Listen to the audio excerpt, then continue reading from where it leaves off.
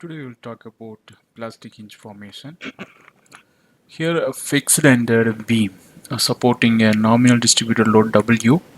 We can show this picture. The plastic moment of resistance will be MP is nothing but W L squared by 8. That's the MP value. That's the plastic moment. WL squared by 8. And under the working load the beam behaves elastically. That's right. Whenever this working load situation, the beam will be behaving elastically with the moments at the ends being twice the moment at the center. So at the, if you see here bending on diagram, moments at the ends, here this is the end moment, this will be twice as that of center. If it is W L squared by 24, at the ends it will be twice means into 2, that means WL squared by 12. At the end it will be WL squared by 12. It is that. So we applied, when the applied load increases to W1, the moments debited in B are generated as M12 equal to MP. That means here M12, here you can see MP. This is the plastic moment at the edge. This overall is WL squared by 8, and this is point 1 and 2 are the ends.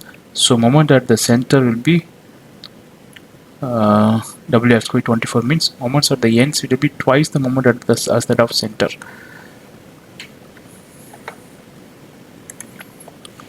So M3 at the center it will be WL square, W1 by L square minus MP. At this point the plastic hinges have formed simultaneously at both ends of the beam. So at both ends of the beam simultaneously plastic moment is formed. As shown in the disregarding any stiffness reduction due to inelastic softening, the load deflection curve remains linear up to this stage. That we can show it.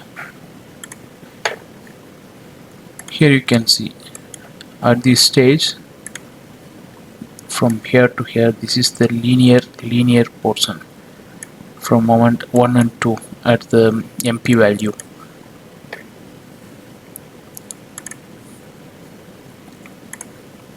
As the applied load continues to rise, two plastic hinges rotate while the moment at the ends stays as constant. So these plastic two hinges, it will start rotating, and here moment at the ends will be MP, that is WL squared by 8. Thus the system behaves like a simply supported beam with the applied load and the constant end moments at P. So it's like a simply supported beam with constant moments at the ends MP. Both ends the constant moment is there, and this is like a simply supported load and a load at the center. The stiffness of the beam decreases, resulting in larger displacements for a given increase in the load compared to the original beam. When original beam it was fixed, so that time displacement would be less. When this becomes a simply supported, the displacement will become more because the beam stiffness of the beam decreases. That we can see it from here. This portion we can see it here. Deflection increases where the load increases, W1 W2 it's less, but the displacement deflection increases because this beam from the fixed end beam, it will become like a simply supported beam. Simply supported beam, the deflection will be more as compared to the fixed end beams.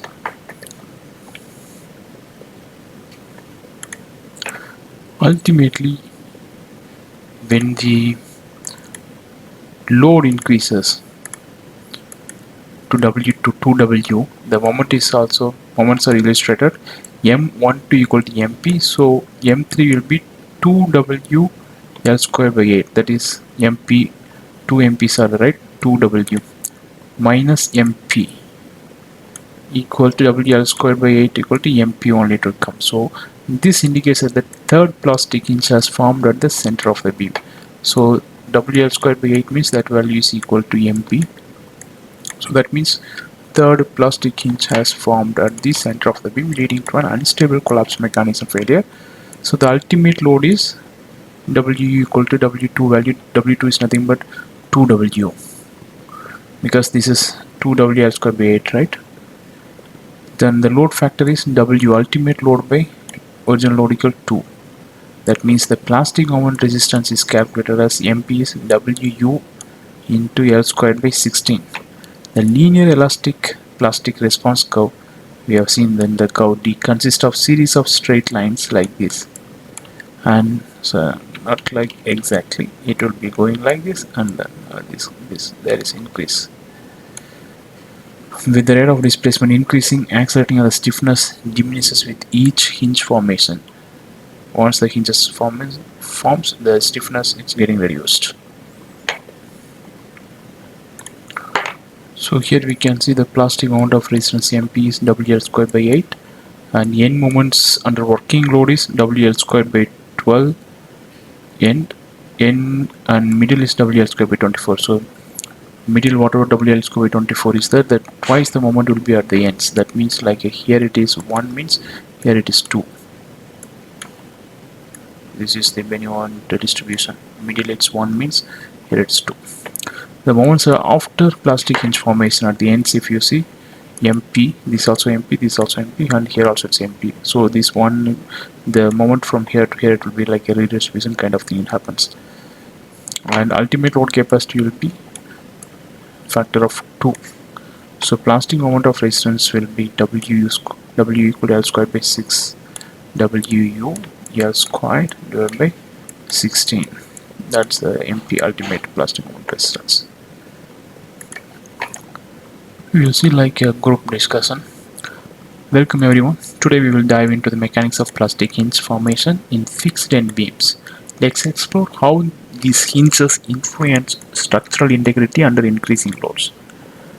I've been looking forward to this, but I'm still trying to wrap my head around the concepts. Don't worry, we are here to learn. Just remember, understanding the plastic moment is the moment of resistance is key.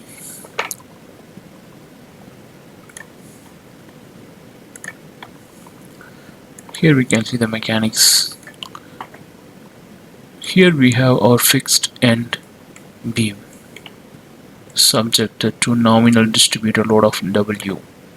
The plastic moment resistance is defined as MP equal to W L squared by 8. So when the load increases, the moments at the ends change, right? Yeah, exactly. Under the working load, the moments at the ends are WL squared by 12. At the middle, this distribution of the moments. So moments at the ends it will be WL squared by 12. At the middle is WL squared by 24. So here it's 1 means value here is 2. Twice the moment as the off center. That's under working load.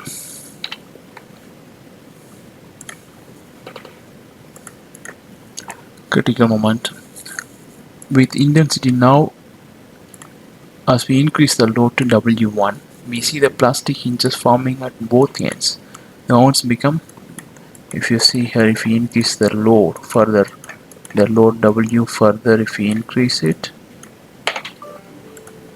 the moments at the ends, W1, 2, this is the first point, this is second point, 2 is the 3 is the middle point.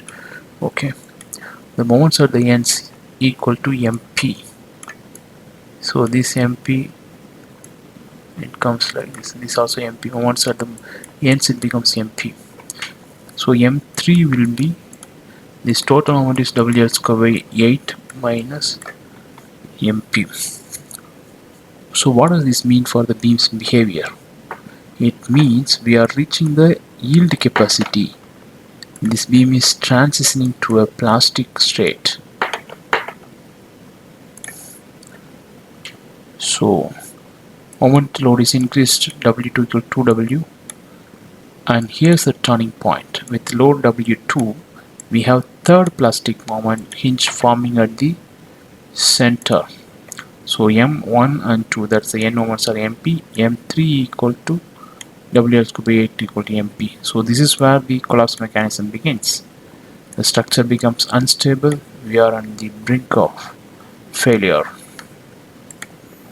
So the conclusion is that ultimate load capacity W equal to W. The load factor becomes W by W equal 2. But what can we do to prevent such failures in real world applications? We can design the redundancy and proper detailing. Utilizing nonlinear analysis can help predict where these hinges will form. So by using the nonlinear analysis, we can help predict where the hinges will form.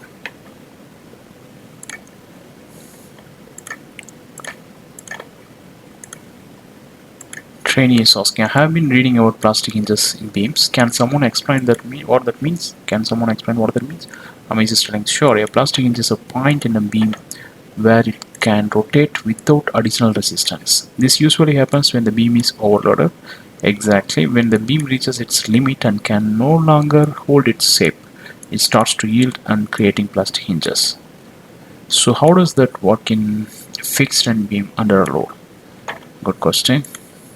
In a fixed ended beam, when we apply a load, it bends and the moments at the ends change. The maximum moment that beam can resist is called plastic moment. Right? For example, the plastic moment can be calculated using the formula MP equal to WL square by 8, where W is the load, L is the length of the beam. So got it. But what happens when we increase the load? As we increase the load, the moments at the both ends reach the max plastic moment. At this point, plastic hinges form, allowing the beam to rotate at these points. Once those hinges form, the beam behaves differently. It becomes like more flexible, and the deflections increase for the same load.